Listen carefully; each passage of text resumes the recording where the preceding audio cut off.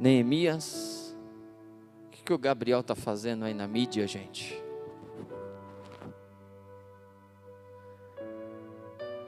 Hoje bastante gente faltou, né? Tá tudo certo. Falei, pastor Marcelo, cheguei na igreja, comecei a receber um monte de mensagem. Pastor, hoje eu estou cansado, não vou conseguir. Pastor, eu tenho que trabalhar até tarde, não vou conseguir. Um monte de gente começou a mandar mensagem. Falei, meu Deus, vamos pregar para a live, mas você veio. Tem um corinho antigo que diz assim, que bom que você veio hoje na casa de Deus. Conhece? Que bom que você veio, aleluia, glória a Deus. Que bom que você veio, Jesus aqui está. Que bom que você veio, Ele vai te abençoar. Isso, pelo menos a Evelyn recebeu. Amém? Neemias, capítulo de número 9, verso 38, e aí nós vamos para o capítulo de número 10. Diz assim a palavra do Senhor: por causa de tudo isso, nós fizemos uma aliança fiel, por escrito, e os nossos príncipes e os nossos levitas e os nossos sacerdotes puseram o seu selo sobre ela. Olha aqui para mim, daqui a pouco a gente vai para o capítulo 10. Há 3 semanas atrás nós demos uma pausa na série de Neemias. Veio o missionário da Argentina, o Richard, ele pregou a palavra do Senhor. Semana passada Deus pôs no meu coração, chamei nossa irmã Célia para estar aqui ministrando. Então hoje seria a 3ª semana, nós voltamos à série de Neemias. Todo mundo já conhece Neemias e sabe da história de Neemias aqui, pelo amor de Deus, nós estamos desde março pregando sobre Neemias, nós já estamos em agosto, começamos em março, toda a história, a trajetória, tudo o que aconteceu. Nós já paramos de falar sobre a reforma de muros e portas. Por quê? Porque já acabou. E depois que acaba a reforma dos muros e das portas, que está tudo lá no capítulo 3, a sequência vem falando de tudo que aconteceu dentro do capítulo 3. Mas a partir do capítulo 7, 8 em diante, já não é mais reforma física, agora é reforma espiritual. Porque o que Deus quer reconstruir não é só a nossa casa, não é só as paredes da igreja, também. É bênção de Deus você reformar a sua casa. Você comprar um carro novo, você ter uma vida tranquila, financeiramente falando. Isso é bênção de Deus. Mas o que Deus quer reconstruir também não se limita a isso. E começa do capítulo 8 em diante a reforma espiritual. O povo chega em Neemias. E no capítulo 8 propriamente dito, nós falamos ele dentro de uma das portas, que era a porta das águas. Esdras, ele vem e ele expõe as escrituras. Capítulo 8 mostra que o povo passa um mês, todos os dias, das 6 da manhã a meio-dia, ouvindo as escrituras, falada e exposta por Esdras. São 6 horas por dia, todos os dias, ouvindo o homem ler leis, que era o que eles tinham na época. Era o que eles tinham. Isso mexe com eles, e quando chega no capítulo 9, eles começam a reagir a isso. Porque nós falamos, eu tenho falado desde o começo do ano, e nós somos aqui uma igreja que tem orado, tem jejuado, tem lido a Bíblia. Praticamente todas as pregações eu uso como exemplo o Salmo de número 1. Eu falei, eu quero escrever um livro, estou demorando. Daqui a pouco Deus tira a ideia e eu vacilo, né? Porque o Salmo 1 é uma receita para a prosperidade. E não é coach, é Bíblia. Bem-aventurado aquele que não anda segundo o conselho dos ímpios, não se detém no caminho dos pecadores, não se assenta na roda dos escarnecedores. Antes tem o seu prazer na lei do Senhor. Olha o que eles estavam fazendo aqui das 6 da manhã ao meio-dia. Com prazer, tem o seu prazer na lei do Senhor, e nela medita dia e noite. Lembra que nós falamos, quem está acompanhando a série também, os judeus, quando se fala dia, não está falando de 24 horas, está falando das 12 horas em que o sol está. Agora, quando eles vão falar das 24 horas, eles falam dia e noite. É diferente, nós já falamos sobre isso também. E aí o salmista no Salmo 1 vem falando, e nela medita dia e noite. E vai continuando, quem medita nela dia e noite acontece o quê? Pois será como uma árvore plantada junto a ribeiro de águas, qual dá o seu fruto na estação própria, cujas folhas não caem, e tudo o que fizer prosperará. A Bíblia dá uma receita para que tudo que você faça prospere. Isso não é coach, isso é Bíblia. E aí vem falando, nela medita dia e noite. Esse é o ponto, é os nãos. Não anda segundo o conselho dos ímpios, não se detém no caminho dos pecadores, não se assenta na roda dos escarnecedores, e o sim, medita na lei dia e noite. O povo entende isso, entende o princípio, passa mais de um mês meditando nas leis do Senhor dia e noite. Chega no capítulo 9, que nós pregamos aqui há 3 semanas atrás, eles começam a reagir à palavra que recebem. Porque eu sempre falo, esse negócio de ser pastor mexe um pouco com a gente. Eu não sou sanguíneo como nos temperamentos, como foi. Nos temperamentos não cai que eu sou sanguíneo.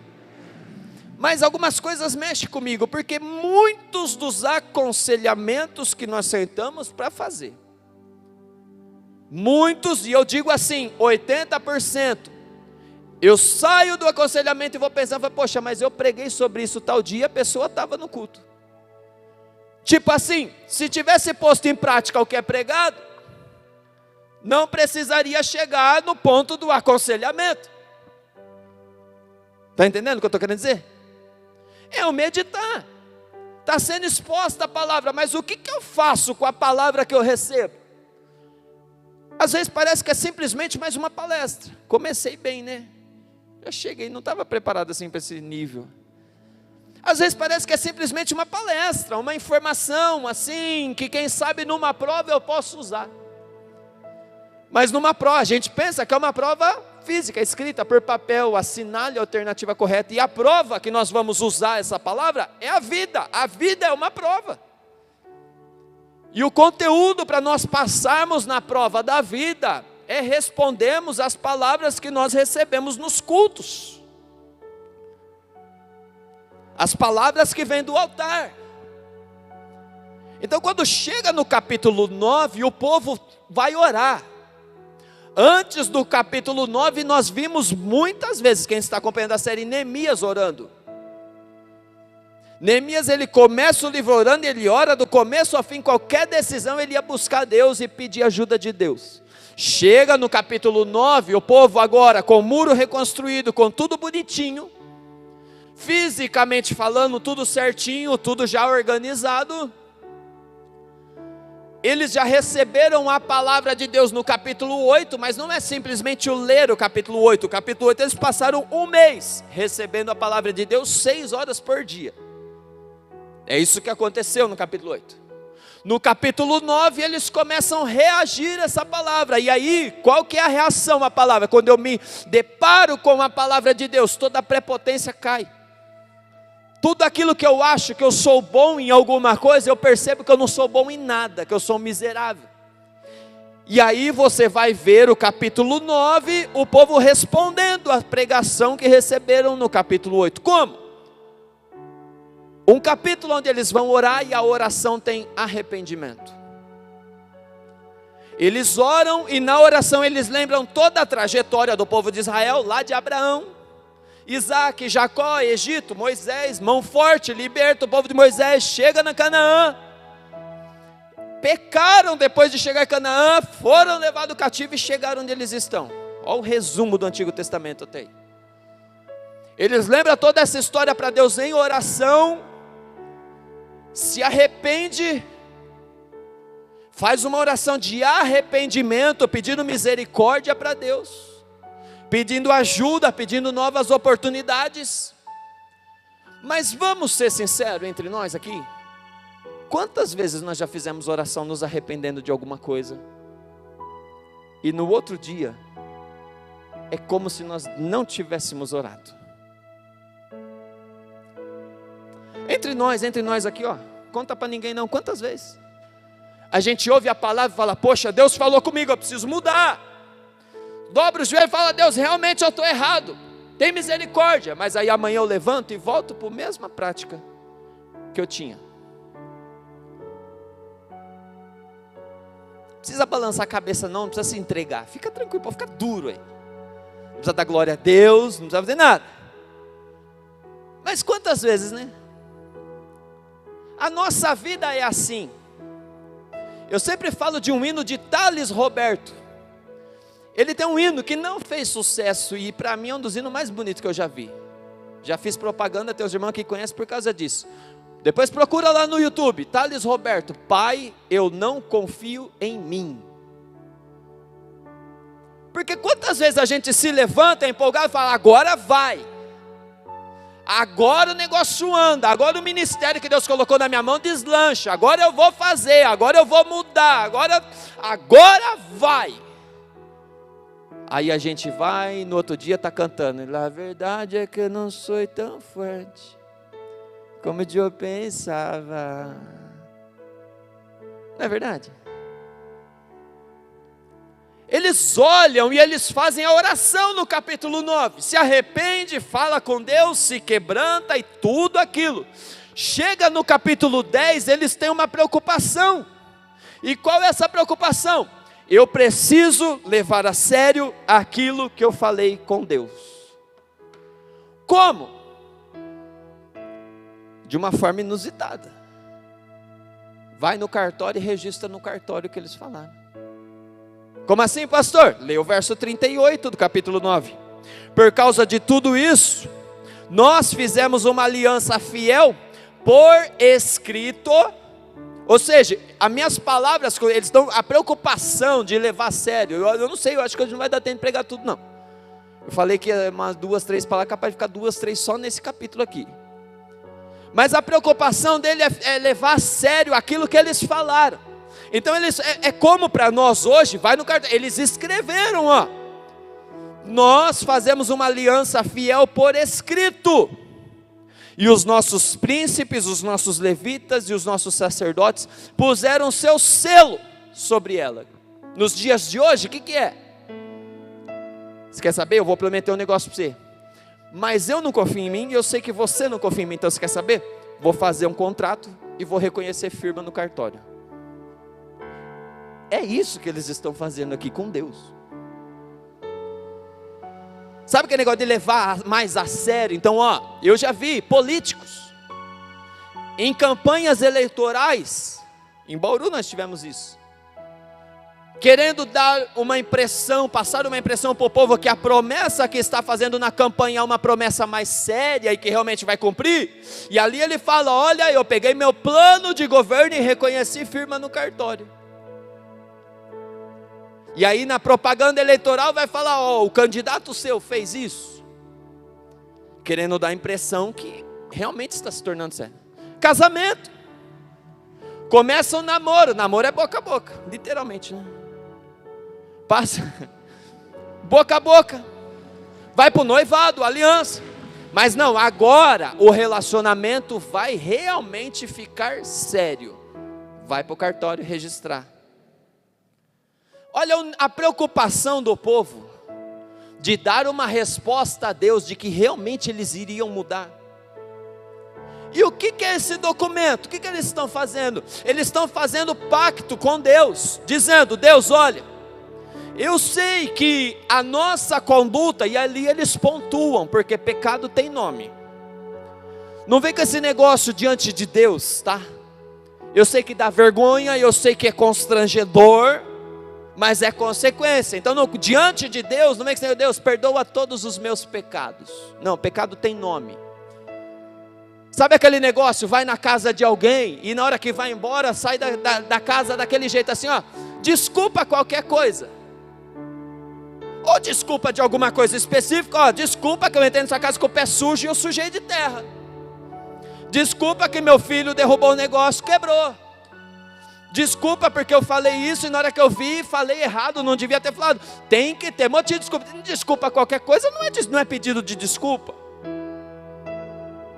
Não é? Você que eu sou muito paranoico.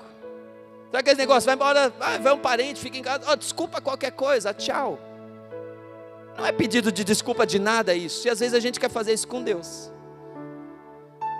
Às vezes com Deus a gente quer dizer: meu Deus, perdoa meus pecados, mas me abençoa, mas me dá isso. Sabe aquele desencargo de consciência? Eu pedi perdão. Pecado tem nome. E diante de Deus fala: Deus, eu fiz isso. Pastor, mas eu não tenho vergonha. Mas tem vergonha de fazer. E aí é diante dele. É você e Deus. Ou você acha que Deus não viu o que você fez? Tem um filme que fala: eu vi o que você fez no verão passado, né? Eu não assisti não, mas é mais ou menos Deus: ó, eu vi o que você fez. Não adianta ficar com vergonha agora. Confessa logo. Põe nome. E se compromete a mudar. Por quê? Porque no capítulo 9 é simplesmente a confissão. Capítulo 10 é a preocupação. Fiz, estou falando que vou mudar e quer saber, Deus, tudo que tiver no meu alcance para eu te provar que eu vou mudar, eu vou fazer. Então eles pegam e escrevem. E o que é essas coisas? Do verso 1 até o verso 27 do capítulo 10 são nomes. Nome de liderança, nome de pessoas que estão se comprometendo, que estão à frente do povo, que estão à frente de uma multidão, que está direcionando. São nomes importantes. Mas que se eu ficar falando aqui, vai ficar cansado e depois você lê os nomes.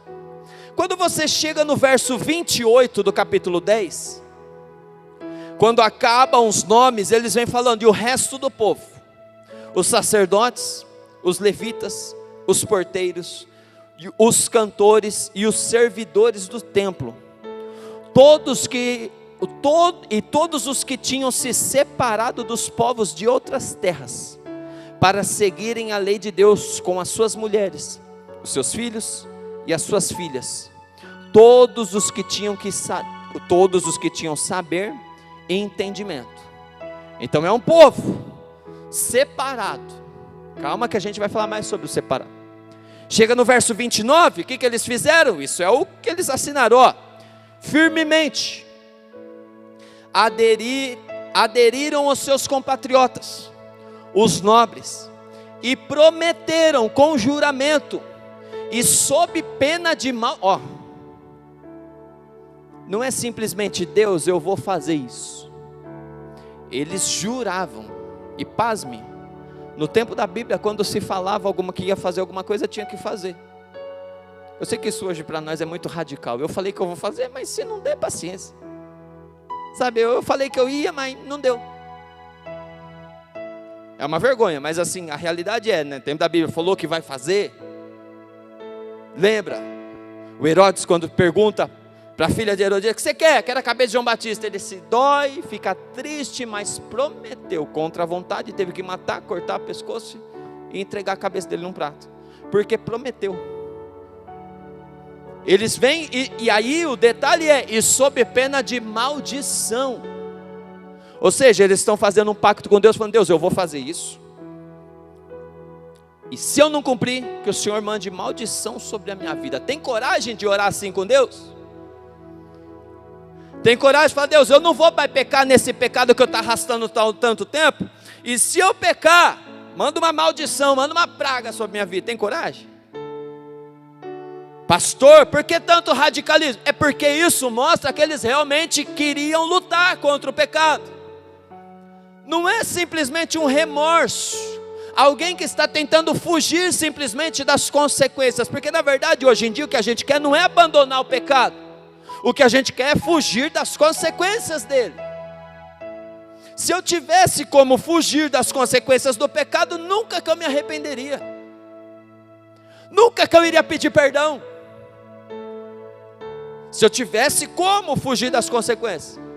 Então eles estão se complicando nas suas palavras e na sua escrita para mostrar para Deus que eles estão realmente comprometidos com a nova vida que eles vão levar. Então eles vêm, sob pena de maldição, que andariam na lei de Deus, que foi dada por meio de Moisés, que eles passaram um mês ouvindo, que guardariam e cumpririam todos os mandamentos do Senhor nosso Deus, e os seus juízos e os seus estatutos. Ainda ficou muito aberto, você concorda comigo? As leis são 613 leis.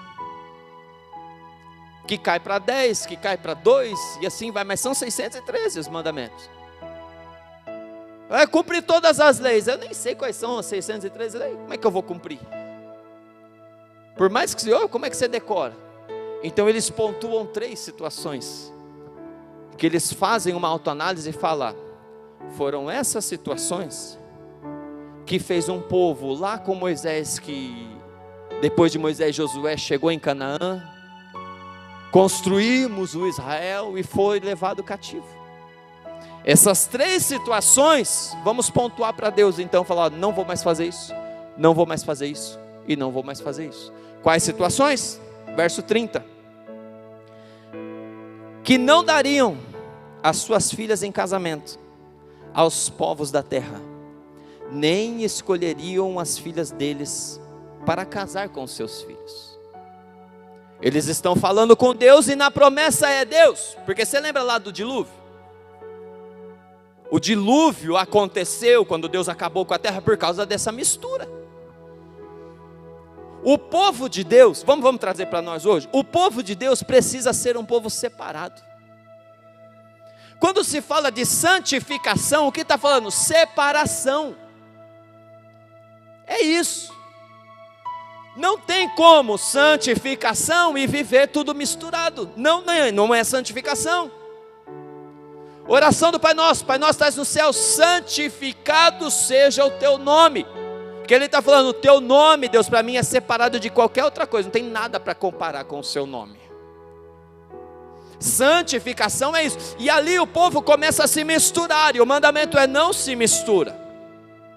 Começa a se misturar, e lá no dilúvio vem um versículo e fala assim, ó: e os filhos de Deus casaram com as filhas dos homens. O povo de Deus se misturou com um outro povo. Isso se chama sincretismo, ó. Sincretismo é a mistura de raça que Deus abominava, porque Deus te chamou para ser separado. Sincretismo de raça, sincretismo religioso, a gente traz hoje. É o sincretismo religioso que na nova aliança o próprio Paulo fala do jugo desigual, que não dá para andar junto. Ele vem ensinando, e ali o povo entende e fala: a gente estava andando na linha, bonitinho, até que a menina se interessou por um menino de outra turma, o homem se interessou por uma mulher de outra turma, e aí virou uma mistura, virou uma bagunça, e a bagunça Deus abominou. Então eles fazem um pacto, e isso aqui é levado muito a sério. Esse pacto, posso dar um spoiler para você? Eles mesmos aqui não conseguiram cumprir. Como assim? Coloca para mim na tela, fazendo favor, Gui. Neemias mesmo, capítulo 13, verso de número 23.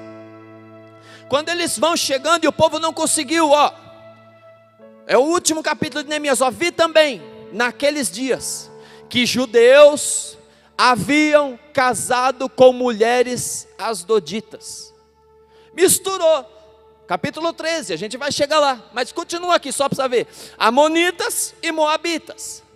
Os seus filhos falavam metade das palavras na língua de Asdod, ou na língua de seu respectivo povo, mas não sabiam falar a língua dos judeus.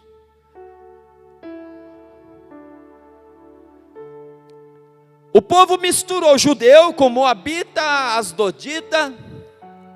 Daqui a pouco está falando que nem crente, mas está falando que nem mundano.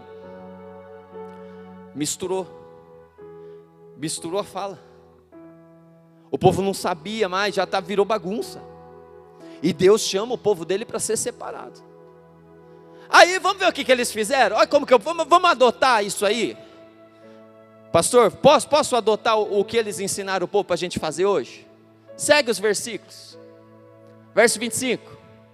Eu os repreendi e os amaldiçoei. Lembra o pacto que nós estamos lendo? O juramento, que se não fizesse seria amaldiçoado. Cuidado com as suas palavras.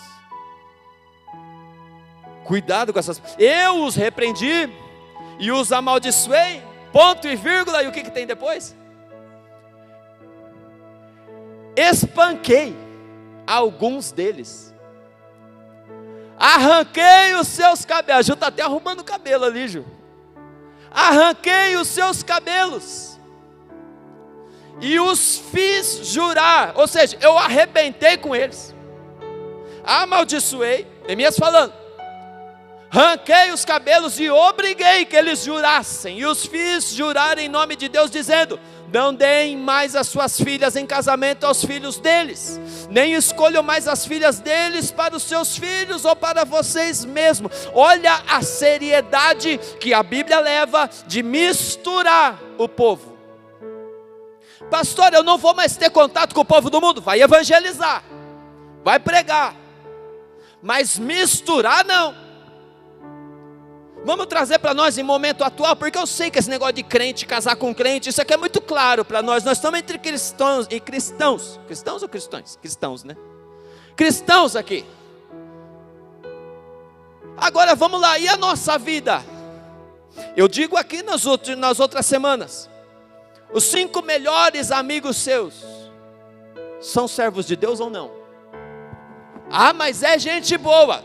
Não interessa, é que língua fala. A questão não é gente boa, são profissionais muito bem capacitados, não interessa, a pergunta é, que língua fala? Se pegar o seu YouTube, seu Instagram, seu Facebook, e ver os famosos que você mais frequenta a rede social deles, quem vai ser? Que língua fala? Que língua fala? E você está entendendo que não é do português que eu estou falando. Mistura, a gente entendeu muito no casamento e está tudo muito claro. É óbvio, se eu fosse casado com uma mulher não cristã, nunca que eu estaria sendo pastor de uma igreja hoje. E não é questão de regra, de coisa aqui, não tem como, não dá. Nunca. Mas e a nossa conduta? Ah, não sou casado, ou tem gente que é casado, mas os amigos são não cristãos. São pessoas corretas, são pessoas, mas não falam a mesma língua. Não tem como. Às vezes é por esses os motivos que nós não conseguimos fluir. Porque no momento que nós estamos andando, tentando ir para frente, tem alguém de uma forma oculta, de uma forma que nós não percebemos, mas está puxando para trás. Está segurando e a gente não percebe. Por quê? Porque o diabo, ele não vai se apresentar a nós assim, com um chifre, um rabo, um espeto de 3 pontas. Não, ele vai se apresentar a nós como um bom amigo. Falando, não é aquela voz que a gente imagina que vem do inferno, aquela voz trêmula. Não, é uma voz doce que faz sentido. Vai fazer sentido na nossa cabeça humana o que ele falar. Vai parecer que é muito bom. E a gente vai indo, e vai se misturando. Então o primeiro ponto deles é, volta para o capítulo 10, verso 30, que não dariam as suas filhas em casamento aos povos da terra, nem escolheriam filhas deles para casar. Verso 31, segunda coisa que eles fazem o pacto com Deus, que se os povos da terra trouxessem qualquer mercadoria, ou qualquer cereal para vender no dia de sábado, você que gosta do sábado, Jim, para vender no dia de sábado, nada comprariam deles, no sábado, nem em dias de santificações, nem em dias santificados, e que no 7º ano, abririam mão da colheita, e de toda e qualquer cobrança. Deixa eu te falar, mandamento de Deus na lei, trabalha 6 dias, o 7º dia é o sábado. Eu não sei se você sabe, mas até para nós hoje, domingo é o 1º dia da semana, não é o 7º. Normal. Trabalha 6 dias, no 7º descansa. Isso fala muito de confiança em Deus. A gente tem alguns pontos aqui, mas fala muito de confiança em Deus. Por quê? Porque outro dia eu estava conversando com o pastor Marcelo aqui. Ele veio falar do cansaço, e eu posso falar porque eu sou ruim para descansar. Então eu apanho com essas palavras. Porque Deus fez o ser humano. Entenda uma coisa. Uma vez, tinha um carro, que eu não sei se essa história é real, eu creio que é, mas é muito conhecida. Tinha um cara com um carro quebrado na rua. E ele abria o capô e mexia no carro antigamente e tal, e não conseguia mexer, não conseguia fazer nada, não sei o que. De repente está passando um cara na rua. Esse cara olha e fala: o que aconteceu, senhor? Ah, meu carro parou de pegar, não sei o que acontece e tal. Posso dar uma olhada? Pode. Abriu o capô, deu uma mexidinha rapidinho, falou: dá partida. Deu partida, carro funcionou. Não precisou gastar com mecânico, não precisou comprar peça, não precisou fazer nada. O cara resolveu o problema. O dono do carro olhou e falou: cara, obrigado, eu estou aqui há horas, olha, até me atrasei, estou enrolado no carro. Obrigado, mas onde você aprendeu a arrumar carro desse jeito? Aí disse que o cara respondeu assim: meu nome é Henry Ford, o criador da Ford. Falou: fui eu que inventei esse carro, fui eu que criei esse carro, eu sei muito bem como que ele funciona. Pastor, o que você quer dizer? Nós somos o carro. O Criador não se chama Henry Ford, chama Deus. É Ele que sabe como funciona, e agora eu não quero nem espiritualizar por enquanto, calma. Ele sabe como funciona o nosso ser humano, físico. Foi Ele que desceu e fez do barro. Ele sabe as limitações do ser humano. E Ele, sabendo as limitações que Ele permitiu o ser humano ter, Ele põe: trabalha 6 dias, mas folga 1. Concorda comigo? Trabalha 6 dias, mas folga 1. E sabe o que a gente faz? E eu principalmente, que eu sou aquele cara do dia e noite, 24 horas, eu apanho com as palavras, porque parece que se a gente não correr, a gente não produz o suficiente. Parece que se a gente trabalhar 6 e folgar 1 no dia de folga, parece que nós vamos perder tudo 6 trabalhado. E a gente fica tentando, inventando e virando, e aí a gente fica doente fisicamente, tá? Não precisa espiritualizar por enquanto não. Fisicamente, Deus está falando: filho, eu fiz, e no manual de instrução diz para você folgar 1 por semana. Ou seja, a partir do momento que nós não folgamos esse 1 por semana, nós estamos sendo desobedientes a Deus. Foi Ele que fez, Ele sabe como funciona, e o Criador que sabe como funciona falou: de 7 folga 1.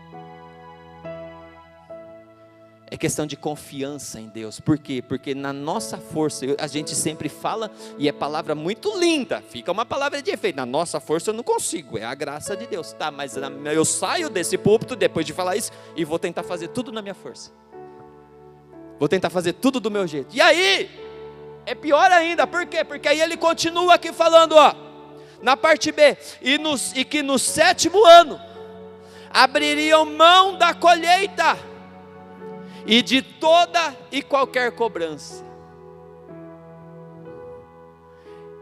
Não colhe, mas também não vai cobrar. Abre mão. No 7º ano, ano sabático. Você já ouviu falar de ano sabático? O que eles estão falando aqui para Deus é: Deus, se nós fomos levados cativos, se nós perdemos tudo, se tudo foi de água abaixo, a partir de agora nós declaramos que nós vamos trabalhar sim, porque o Senhor não nos chamou para ser preguiçoso. Deus não fala para ficar 7 dias descansando, trabalha 6, viu? Levanta, faz sua parte, corre e tal, mas no dia de descansar não adianta trabalhar, é dia de descanso, não vai ser produtivo. E na hora que eu falei trabalha 6, todo mundo deu risada. Vocês estavam querendo folgar todos os dias, gente? Aqui a gente pega tudo, né? Então, confiança em Deus. Lembra, o Salmo diz, não lembro agora qual o número do Salmo, mas é: se o Senhor não edificar a casa, em vão, Salmo 120, eu ia falar 126, 126 é o do lamento lá, né? Salmo 127, se o Senhor não guardar a cidade, em vão vigia a sentinela. Você vai ficar de sentinela lá, vão entrar, vão roubar, porque se o Senhor não estiver guardando, você não adianta nada. Se o Senhor não edificar a cidade, em vão trabalham os que edificam. E aí os versículos vai seguindo e vai falando: inútil vos será levantar de madrugada, repousar tarde, comer pão de dores, porque Ele dá aos seus amados o sono. Glória a Deus que o sono vem de Deus e não vem do diabo. Você pode dar um glória a Deus? O sono vem de Deus, não vem do diabo. É Ele que dá aos seus amados o sono. Misericórdia, eu não preparei nada disso, pastor. Deus está falando com você aqui, comigo. Eu acho que é mais comigo do que com você. Mas você está entendendo? Eles fazem esse pacto, eles fazem esse propósito. Então eles falam: não, Deus, nós vamos. Quando fala do verso 31, o que eles estão falando? Nós vamos trabalhar, vamos fazer, mas nós vamos trabalhar confiando em Ti, entendendo que o meu sustento não vem do meu trabalho. O meu trabalho é simplesmente obedecendo a palavra. Eu trabalho porque a Bíblia fala para trabalhar, mas o meu sustento não é do meu trabalho, vem de Deus. Então eu vou trabalhar sim, mas eu vou confiar em Deus. Eu vou correr atrás porque eu tenho que obedecer a palavra. E a Bíblia fala que Jesus trabalha, fala que Deus trabalha até hoje. Se Deus trabalha, quem sou eu para querer ficar? Mas aí Deus pôs os limites. Ele falou: eu te conheço. Então de 6, folga 1, descansa 1. Então comece a dedicar descanso, comece a se programar. Talvez hoje está uma realidade muito distante, mas comece a se dedicar nisso, a se preparar para isso. É necessário e é bíblico. E o detalhe: se não obedecer a Bíblia, está em desobediência. Se não obedecer, está em desobediência, óbvio. Verso 32, terceira coisa: também assumimos a obrigação de contribuir anualmente com 4 gramas de prata para o serviço do templo do nosso Deus. Para aqui, deixa esse para a semana que vem? Não, eu vou começar pelo menos. 3 pontos que eles pontuaram aqui. Primeiro, não vamos nos misturar com o mundo. Segundo, vou trabalhar, mas vou voltar a confiar no Senhor. Ou seja, o meu trabalho não é para eu dar conta da minha vida. Meu trabalho é simplesmente para obedecer a Bíblia que fala para eu trabalhar. O meu sustento vem dele, eu vou confiar nele. Terceiro, eu vou voltar a ofertar. E olha que legal, para o serviço do templo do nosso Deus. Porque você lembra que o templo já tinha sido reconstruído lá em Esdras, antes de Neemias chegar? Só que estava parado. Não é que estava parado de portas fechadas, é que ele estava parado às atividades, porque não tinha recurso. Então era como se abrir a porta, entra a hora, vai embora. Não dá para fazer os rituais, aquilo que era estabelecido por Deus. Por quê? Porque o povo, quando o rei Artaxerxes mandou bloquear, lembra do profeta Ageu? Quando o profeta Ageu, eles levantam as coisas, tal, o profeta Ageu corrige o povo, fala: mas peraí, vocês estão com as suas casas forradas de coisa, e a casa de Deus está perecendo. Porque quando eles foram libertos do cativo, na primeira vez, eles levaram os utensílios para a reconstrução do templo. A partir do momento que o rei embarga a reconstrução, ele fala: então acabou, isso aqui era do templo, mas se o rei embargou, eu vou levar para minha casa. Vou fazer o meu, vou cuidar da minha vida. Só que, quem está errado pode inventar um monte de desculpa, mas sabe que está errado. A criança nasce sabendo o que é certo e errado. Quanto mais nós adultos, nós passamos a vida inteira tentando achar justificativas para os nossos erros, para a gente se sentir confortável em fazer o errado. Mas a verdade é, todos nós sabemos o que é certo e o que é errado. Por princípios, às vezes você não precisa nem conhecer a lei, mas por princípios, está lá dentro de nós, a gente sabe o que está fazendo certo, o que está fazendo errado. Na hora que eles vão se arrepender, eles falam: não, vamos voltar a ofertar para o templo. E o detalhe, porque uma das formas de nós tentarmos justificar os nossos, o dinheiro é meu, então eu me julgo uma pessoa generosa. Não precisa vir louvor depois não, pode ficar em paz, tá? Porque vai ficar nesse clima assim. Eu me julgo uma pessoa generosa. Então eu pego o meu dinheiro e eu distribuo para onde eu quiser. É válido. Mas não substitui o que a Bíblia manda você fazer. Está entendendo? Ofertas alçadas é válido, mas não substitui. Quando eles falam assim, ó, para o serviço do templo do nosso Deus. Vamos dar uma lida aqui, verso 33. Para os pães da proposição, para a oferta contínua de cereais, para o holocausto contínuo dos sagrados e das festas da lua nova, para as festas fixas, para as coisas sagradas, para as ofertas pelo pecado, para fazer expiação por Israel, para toda a obra do templo do nosso Deus. Nós, os sacerdotes, os levitas e o povo lançamos sortes a respeito da oferta, da lenha que se havia de trazer ao templo do nosso Deus, segundo as nossas famílias e em tempos determinados, de ano em ano, para queimar sobre o altar do Senhor nosso Deus, como está escrito na lei. Agora vamos continuar aqui, ó, verso 35, está colocando aí? Também nos comprometemos a trazer anualmente à casa do Senhor as primícias. Deixa eu falar uma coisa, a gente mistura duas coisas aqui, primícia, e a gente fala que dízimo é primícia. Dízimo não é primícia, vamos ver aqui no texto. Primícia é uma coisa, dízimo é outra coisa. Primícia fala, e esses dias eu vi um pastor fazendo isso, eu achei muito lindo. Esses dias não, já tem um tempo. Um pastor levou para a oferta um cacho de uva. Eu olhei e falei, o que é isso? Eu falei, como assim? Ele falou, não cara, eu plantei esse cacho de uva já tem um tempo. E esse é o primeiro cacho, eu plantei esse cacho de uva? Não, eu plantei uma parreira.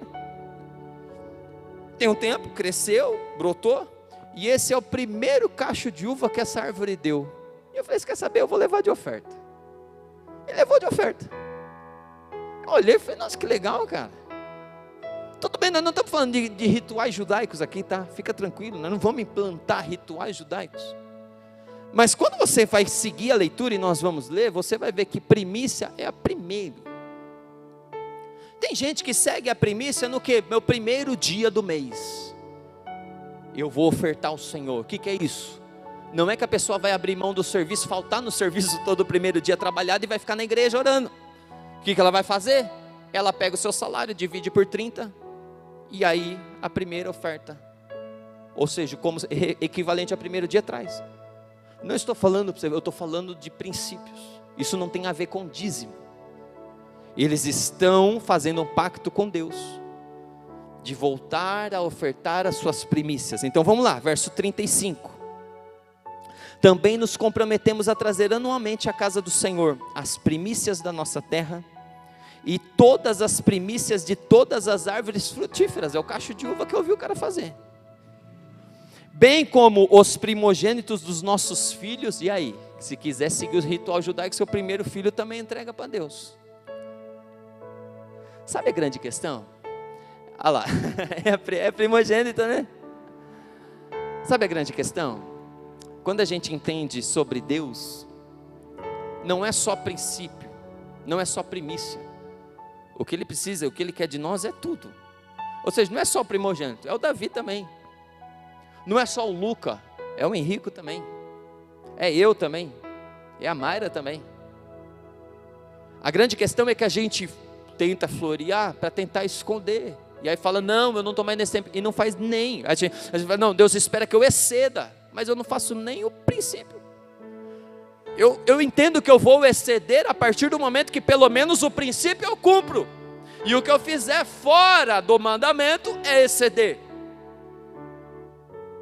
Está entendendo? Porque se eu não faço nem o mandamento, como que eu estou excedendo? Como é que eu posso dizer que eu sou generoso se nem o básico eu não estou fazendo? Se nem o simples. Pegou hoje, né? Está na sequência aqui do capítulo, gente. Eles estão olhando e falando, ó, verso 36, bem como os primogênitos dos nossos filhos e do nosso gado, como está escrito na lei, assumimos a obrigação de trazer ao templo do nosso Deus, aos sacerdotes que ministram nele, os primogênitos das nossas manadas e das nossas ovelhas.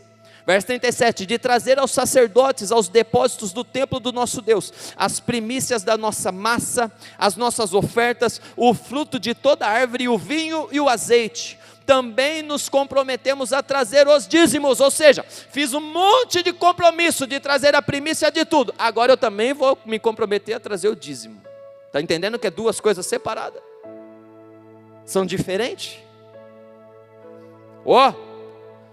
Verso 37b, né? Também nos comprometemos a trazer os dízimos da nossa terra aos levitas, pois a eles cumpre receber o dízimo em todas as cidades onde há lavoura. Entenda uma coisa, o que eles estão falando aqui de oferta de primícias e de dízimos, não cabe na oferta que nós falamos que o dinheiro é meu, eu mando para onde eu quiser.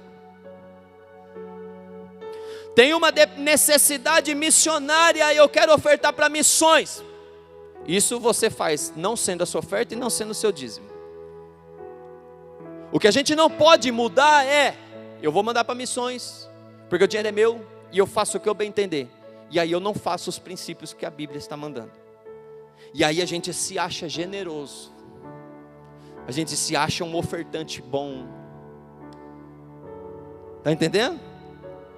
Verso 18, o sacerdote, filho de Arão, verso 28, perdão gente, 38, o sacerdote, filho de Arão, estaria, eu rabisquei aqui, só apareceu, só sobrou 8 no meu coisa, mas é 38, estaria com os levitas, quando esses recebessem os dízimos, e os levitas trariam os dízimos dos dízimos, ou seja, até os levitas, porque o dízimo era para o sustento dos levitas. Deixa eu falar uma coisa, hoje é talvez era bom nem ter live para a gente entrar nesse assunto, porque a gente vai falar, o pastor rouba o dízimo. Eu estou tranquilo para falar sobre isso, tá? Fique em paz, quanto a mim, por ser pastor, estou falando, mas não tem um linguajar, pastor rouba, pastor não tem como roubar o dízimo, por quê? Porque por aqui, o dízimo era para eles mesmo, tá bom? Era para eles, você vai ver que levava na mão dos levitas.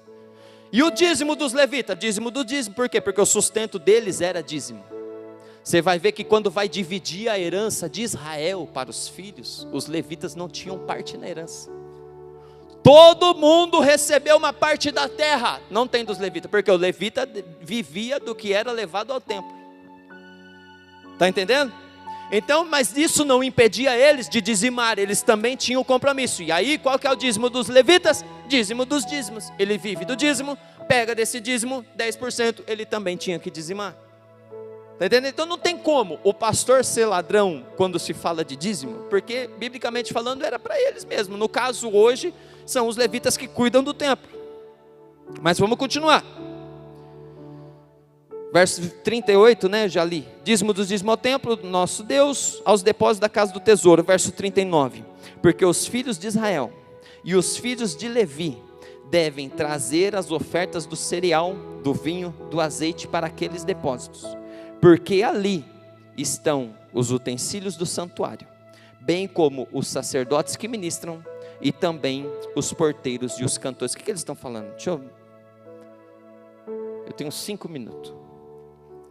O que eles estão falando é o seguinte: eles estão fazendo um pacto com Deus de não abandonar a casa de Deus, porque a casa de Deus tem gasto, tem porteiros, tem levitas, tem que ter alimento para o sacrifício, tem que ter todas as necessidades da casa. Então eles finalizam, o verso 39, a parte B, final, a última frase: não abandonaremos o templo do nosso Deus. O que eles estão falando é o seguinte: até hoje a gente está cuidando da nossa própria vida, e nós estamos usando o nosso dinheiro como a gente bem entende, mas o sustento da casa de Deus está ficando para trás, e eles estão fazendo um pacto com Deus de consertar a sua vida. E olha a seriedade. O pacto: nós não vamos mais nos misturar com o povo. Segundo pacto: nós vamos trabalhar, mas vamos confiar que a provisão vem do Senhor. Vamos voltar a confiar no Senhor. Terceiro pacto: nós vamos ofertar para o sustento do templo. Coisa que eles abandonaram de fazer. E eles criam que o povo de Israel só foi levado cativo porque eles estavam nessa desobediência. Talvez é hora da gente voltar a acreditar um pouco nos princípios da Bíblia.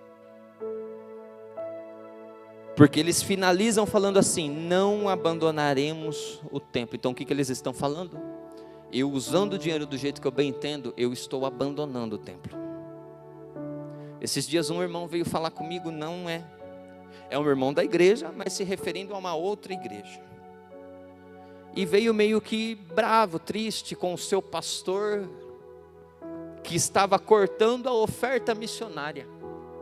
Diminuiu. O pastor conversou com seus missionários e falou: meus irmãos, eu quero que vocês fiquem espertos, porque do jeito que a coisa está andando, não sei por quanto tempo eu consigo sustentar. Pode ser que tenha mês aí que falte dinheiro, e se nesse mês faltar dinheiro, não significa que no mês seguinte eu vou mandar a diferença, porque tudo vai de como está a finança da igreja. E aí chegaram em mim num sentido meio que bravo com o pastor, porque na nossa cabeça, como é que o pastor tem um missionário no campo, vai abandonar o missionário no campo? É verdade. Poxa, vai envergonhar a obra, mandar o missionário de volta, ou vai desamparar o missionário? Aí eu parei, pensei, falei: hoje eu estou no lado de pastor, né? Eu falei: mas para o pastor estar tendo essa atitude, possivelmente pessoas que ofertavam quando o missionário foi enviado, deixaram de ofertar. Então nosso ponto, ao invés de ficar bravo com o pastor, vamos ofertar, vamos ser mais generosos. Aí o pastor, que é o que passa por ruim, não precisa trazer o missionário de volta. São tantas coisas na obra de Deus que dá para a gente fazer. Pastor, o pastor está falando que eu não posso mais pegar o meu dinheiro, então comprar um marmitex e levar para o morador. Pode, irmão. Só não substitui os mandamentos que a Bíblia fala para você trazer para o templo. Isso não tem a ver do templo precisar ou não. Quando a gente entende princípios de oferta, nós vamos entender, porque a nossa cabeça hoje é: eu vou ofertar para o necessitado. Se não está necessitado financeiramente, eu não preciso ofertar. A gente ainda está lá no princípio, lá atrás. Por quê? Porque quando você vai estudando a Bíblia, você vai ver que os homens, quando queriam honrar alguém, levavam oferta para a honra. A rainha de Sabá foi visitar Salomão, o cara mais rico da história, e vai ver a oferta que ela fez para o homem. Na nossa cabeça fala: mas que desperdício. Não, é honra. Ela aprendeu, ela entendeu isso,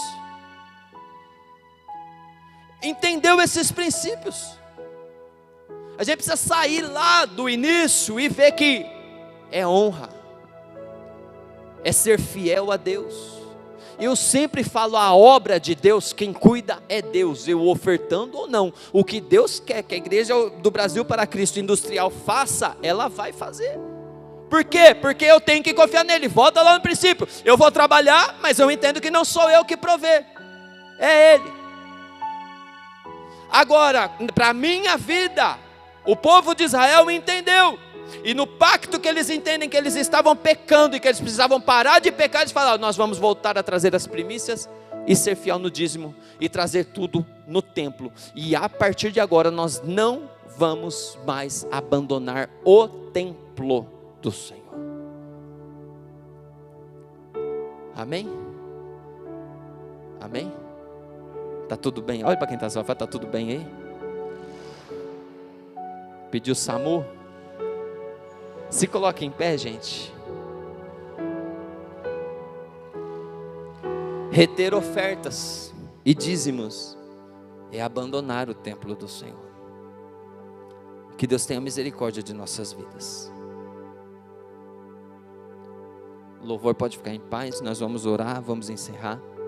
Por isso que eu tirei a oferta antes, para não falar que eu estou querendo apelar ou mexer no seu coração. Vai, pensa, vê se faz sentido. Lê, estuda, pega esse texto com calma, vê se faz sentido. Porque são coisas muito claras. E sabe o que é interessante? Neemias não estava influenciando o povo a fazer isso por bem dele. Por quê? Porque ele mesmo não estava recebendo salário para conduzir o povo a isso. Ele mesmo, nós já vimos isso aqui. O salário do governo não, ele estava ofertando, ele estava ajudando, ele era o primeiro a ser o exemplo. Pensa, eu sei que isso é algo que mexe com a gente, porque a gente não falar de dinheiro numa pregação. Nós fizemos uma reunião sobre liderança, falamos de dinheiro a reunião inteira, né? Aí logo depois vem uma pregação dessa, mas está na sequência do Neemias. Não foi eu que tentei encaixar não, está na sequência do Neemias. O bom de pregar expositivo é isso, né? Livra a gente de qualquer coisa. Mas que Deus tenha misericórdia da gente. Cada um fecha os olhos. Cada um sabe do seu, aonde o calo aperta. Mas quando a gente fala de obedecer ao Senhor, é sobre tudo. Tudo. Deus, tenha misericórdia de nossas vidas, meu Pai. Nos ajuda a responder as palavras, assim como foi falado hoje. Não é apenas ouvir uma pregação, não é apenas ler um texto bíblico, mas é que esse texto e que essa pregação gere vida dentro de nós e mova-nos.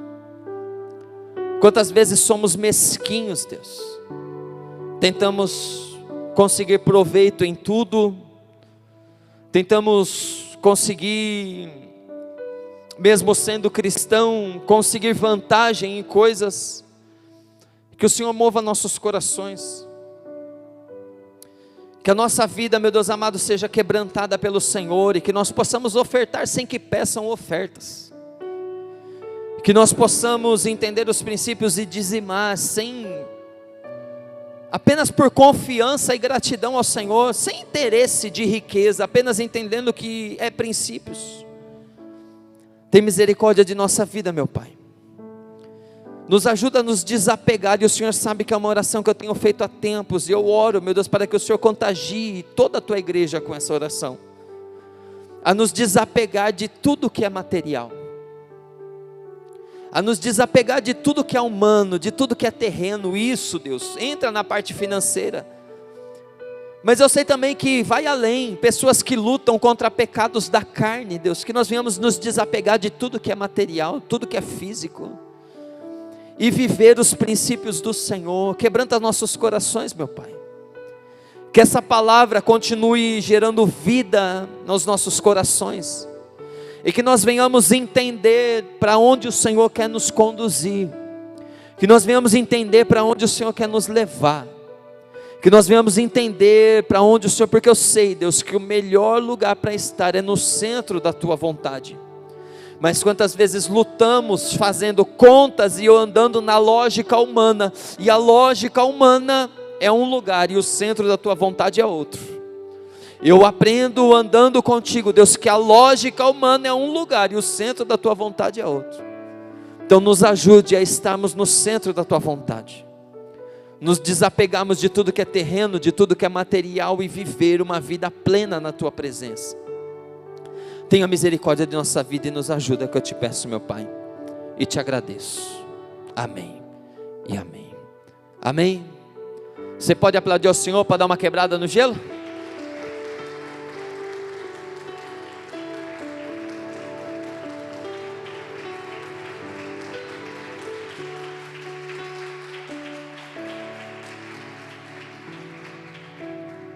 Faça assim com suas mãos, curva a sua cabeça, os recados já foram dados.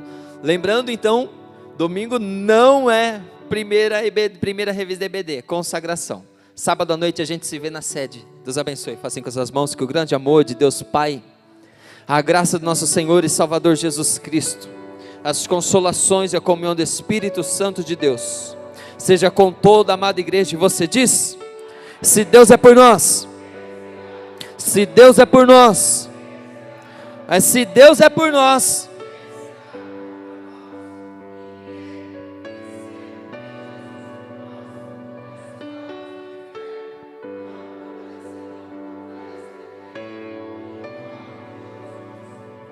amém. Aplauda mais uma vez. Deus abençoe.